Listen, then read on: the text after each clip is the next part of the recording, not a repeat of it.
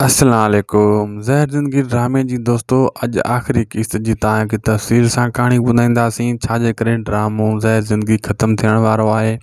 हाणे जेका क़िस्त अचण वारियूं आहिनि उहे आख़िरी क़िस्तूं आहिनि, आख़िरी अपडेट आहे ऐं आख़िरी क़िस्त रिकॉर्ड भी थी चुकी आहे ऐं आख़िरी क़िस्त में छा थींदो, इन जो एंड ड्रामे जो कीअं थींदो ज़हर ज़िंदगी जो, इहो तफ़सील सां तव्हांखे इन नंढड़े वीडियो में ॿुधायूं था। साम्हूं फ़ोटू भी हली रहिया आहिनि आख़िरी क़िस्त जा।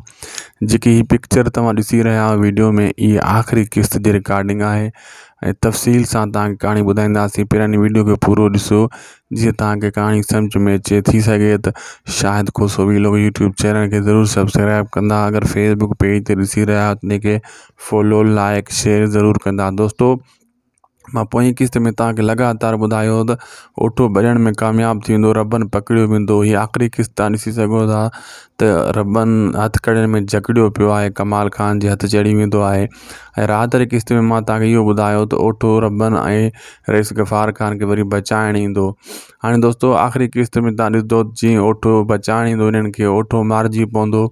आख़िरी क़िस्त में ओठो मरी वेंदो। ठीकु आहे दोस्तों, ऐं रॿनि खे पोइ ख़बर पवंदी ओठो मूं सां सचो हुयो। राहत वारी क़िस्त में मां ॿुधायो तव्हांखे त रॿनि खे बाद में ख़बर पवंदी त ओठो सचो हुयो। हाली हू उनखे ग़लति सम्झी रहियो आहे रॿनि ऐं मीरा।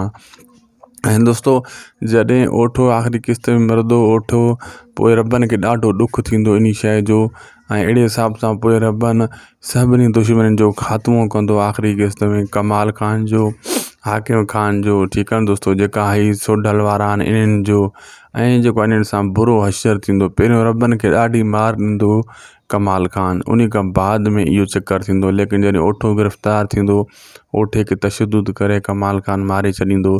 पोइ रॿनि जेको आहे ॾाढो छितो थी पवंदो सफ़ा, ऐं इन्हनि खे सटको कुटको कंदो ऐं आख़िरी क़िस्त ख़तमु थी वेंदी हिते। ऐं आख़िरी क़िस्त में जेको आहे ही विलन, ही गुंडा सभु ख़तमु थींदा ऐं ही ज़हर ज़िंदगी ड्रामो एंड थी वेंदो।